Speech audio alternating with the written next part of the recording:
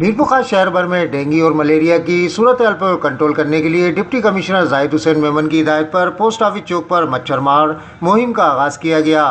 مچھر مار مہم کا افتتاح اسسٹنٹ کمشنر غلام حسین کانیو، ڈسٹرکٹ ہیلتھ آفیسر انور الدین کھتری، انچارج ڈینگی عدنان احمد، فخر شاکر، فیصل خان زئی اور دیگر نے اسپرے کی دوائیاں ڈال کر کیا، جس پر شہریوں نے ڈپٹی کمشنر میرپور خاص کے اس اقدام کو سراہا۔ اس موقع پر اسسٹنٹ کمشنر غلام حسین کانیو کا کہنا تھا کہ شہر بھر میں ڈینگی، مچھر اور ملیریا کی شکایتیں بڑھ رہی تھی۔